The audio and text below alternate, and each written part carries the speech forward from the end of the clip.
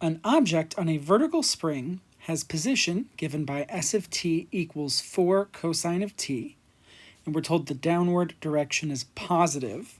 So when the position is positive, that means it's been going down. When it's negative, it's stretched upwards. Find the velocity and acceleration at time t and use them to analyze the motion of the object. So we're given the position function, s of t equals 4 times cosine t, and we want to find the velocity and the acceleration. Now the velocity function is just the derivative of the position function, and so we've got to differentiate 4 times cosine t. The derivative of cosine is negative sine, and we've got that 4 there, so this is going to be negative 4 sine of t. And then, to find the acceleration function, we just have to differentiate the velocity function. The derivative of sine is cosine, and with that negative 4 out front, it's going to be negative 4 cosine of t. Let's graph all of these on the same coordinate plane.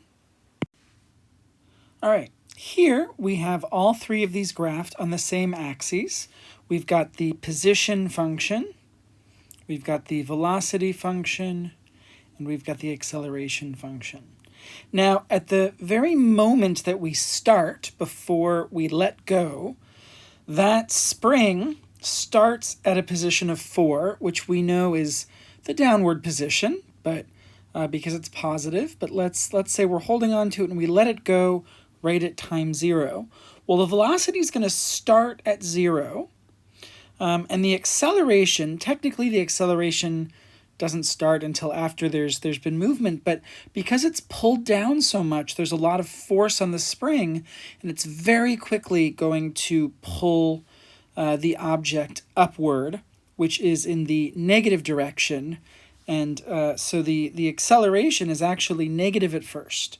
Now what's going to happen is that object is going to spring back up until it gets into the 0 position, but then it's going to pass it and move in the opposite direction until it gets to negative 4. So it's pulled down and the spring brings it up, and it goes up to negative 4, and then it's going to go back down. You've seen something on a spring. We know it goes back and forth like that. Once it gets to 0, remember, it's going to keep going, and we can see when the position gets to 0, the velocity is, well, it's in the negative direction because it's moving in the negative direction, but it's reached a peak in a sense in that direction. And at that point also the acceleration is 0. So at that point, as it's getting pulled upward, it's moving faster and faster, but then once it's at 0, there's no acceleration, and as soon as it passes it, it starts to decelerate and gets slower and slower. And that is what is happening here. After we pass 0, that velocity is going to get closer and closer to 0. And as we move forward, you can examine this at any one of the points, and you'll see we have the relationship between the position, the velocity, and the accelerations. When we are at our end points, the very top and bottom, the velocity is always 0, because that's where it's stopped when it's at the top and bottom.